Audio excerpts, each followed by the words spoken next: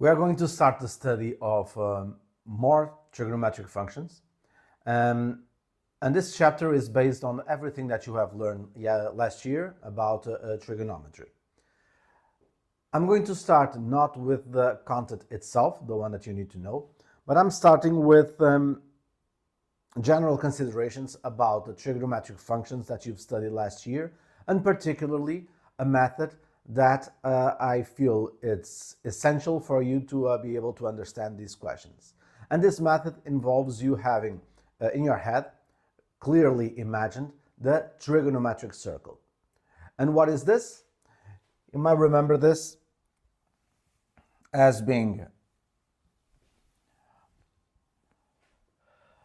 a circle that has radius 1 and from which all the trigonometric functions are going to be established. I'm going over all of these, but right now I want to start talking about the tangent function.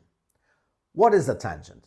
As the name suggests, the tangent can be represented on the trigonometric circle as a line that is tangent to the angle theta.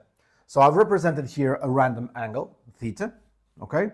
And then on that specific angle, I just draw here a tangent line, and the value of the tangent is going to be this value over here. As you can see, as the angle increases, the value of the tangent, this value c, is going to increase. When the angle is 0, the value c is going to be 0. And eventually, when the angle is pi over 2 or 90 degrees, this value over here, c, is going to tend to infinite. Same thing goes if the angle is negative. Right now is 0, is going to have negative values, increasing, and it tends now to negative infinite. What happens if the angle goes beyond the pi over 2? You start measuring the angle not on any tangent over here, but as a line that is the continuation of the angle over to this quadrant over here, the fourth quadrant. By the way, first, second, third, and fourth quadrant over here. And you measure with lines that are tangent to this quadrant. So these tangents can only be represented on the first quadrant and the fourth one. For any angle that lies on the second and the third quadrant, you just continue these lines until they meet, like I have shown over here, for this angle over here. You continue the lines until they meet the tangent on the first quadrant, like in this case, or the fourth quadrant. So again, this is the value of the tangent. There is another method by which you draw a line that is tangent to the trigonometric circle on this point over here, and then you just measure the tangent there, and this is going to be an equivalent value.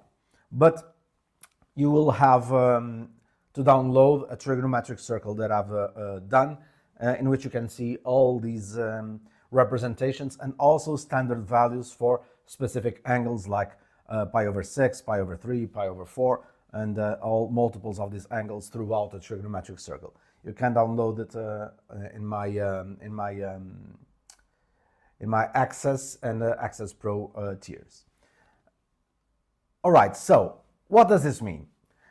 If you are trying to solve a trigonometric function, for example, and eventually on the last step you go to the calculator and try to figure out the value of the angle for which the tangent is whatever value, in this case c, the calculator is going to give you a specific value. That value is called the principal value. And it's going to be a value that is going to be placed between minus pi over 2 and pi over 2. If you think of it, any angle between these two values, minus pi over 2 and pi over 2, is going to contemplate all possible values for the tangent of the angle. So from minus infinite to infinite. That's what the calculator is going to give you. But does this mean that this is the single solution that you will have for your trigonometric equation? No, because this will depend on the range of angles on the domain that the question is establishing to begin with. So what does this mean? This means that every time you go to the calculator, and you figure out the value of the angle that you want, you will always have to figure out what other values might be there on the domain that you are being given. For example, let's say that you have a domain that is between 0 degrees and 2 pi. For this angle over here, whatever this is, the calculator would give you this angle. But you would have to figure out also this angle over here. How do you do that? For every single angle that you have for the tangent, you always have to keep adding half circles. So pi, if you add to this angle theta, pi, you will get this one, which will also have this value of a tangent. If you keep adding another pi, so now 2 pi, you go back over here. 3 pi over here, 4 pi over here. See what I mean? All these angles are going to have the same value c for the tangent. So you have to figure this out, and this is what this means. The principal value, the one that you have on a calculator, is in between minus pi over 2 and pi over 2.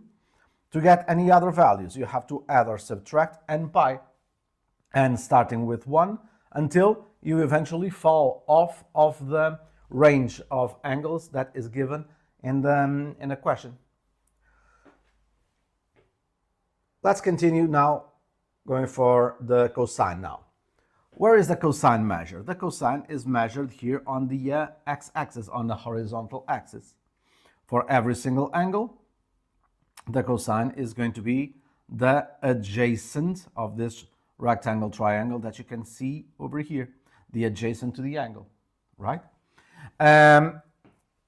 Again, the calculator is going to give you the principal value, which is, in the case of the cosine, between 0 degrees and pi.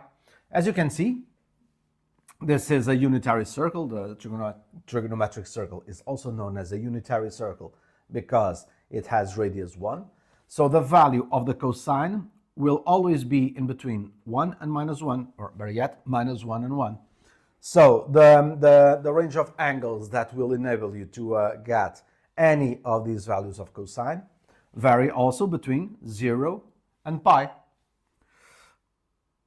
Like I mentioned to the tangent, if you want to get all possible angles that you will get given the domain that you are given in the beginning of the question, you will always have to keep adding for each angle a full circle. Let's take this angle over here, theta. This angle has the cosine c, but this angle plus 2 pi, the one that goes back to this position, will also have cosine c.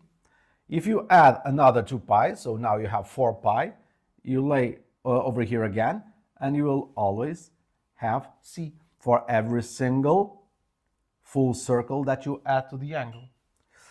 Specifically for the cosine, you'll see that for an angle theta, you will also have the minus theta as another possibility for the cosine, as you can see here. And what I mentioned for this angle is also valid for this. If you add a full circle to this, you lay back where you started, and the cosine is going to be the same. So again, the calculator is going to give you the result between 0 and pi, and you'll have to figure out the other values. How do you do that? First, you have to understand that this is what the calculator is going to give you.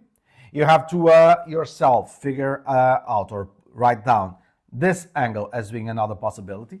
So this is the one that the calculator will give you. You have to put this one as well, minus what you see in a calculator. And for each one of these, you have to keep adding full circles, so 2n pi. So 2n pi for this and 2n pi for that one, until you fall off of the range of angles that you are given in the beginning of the question. Let's see the sine. The sine is measured on the y-axis over here, okay? So what is the principal values that you will get? Again, the sine varies between 1 and minus 1, but now the calculator is going to give you only angles between this and this, between minus pi over 2 and pi over 2.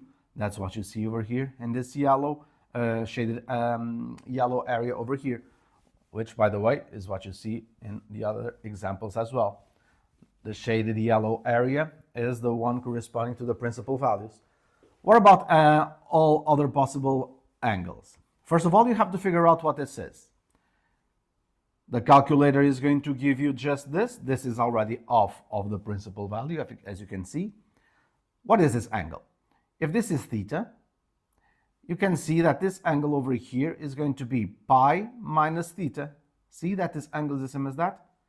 So this is going to be pi minus theta. You have to figure yourself out this angle. You already know this from Pure Maths AS. And for each one of these angles, again, you have to keep adding full circles until you fall off of the range of angles that you are given in the beginning of the question. That's what you have over here. All right? It's important that you have this very clear in your head. If you want to understand, if you want to understand this topic in Pure Math A3, the sheet I told you you would be able to download is this one over here that I made.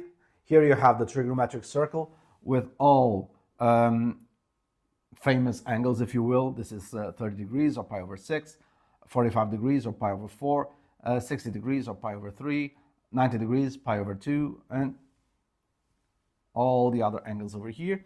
I'm measuring the tangent now, though not the way I showed you in this example, not like this, but on its alternative, which is the line over here. But anyway, I explain how this is over here.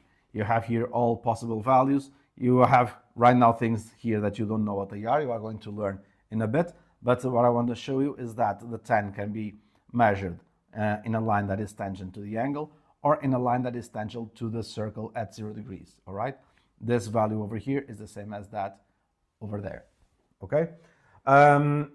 So get this. I strongly advise you for you to solve any trigonometric question, namely trigonometric equations, with this by your side.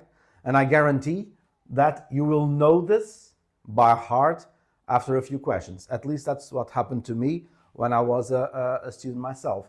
I built this. There was no internet, so I had to build this myself. And I carried this with me every time I was solving exercises regarding trigonometry. And I know this circle since I was in my Form 11, Form 12, and I never forgot it again. So I strongly advise you for you to have this in front of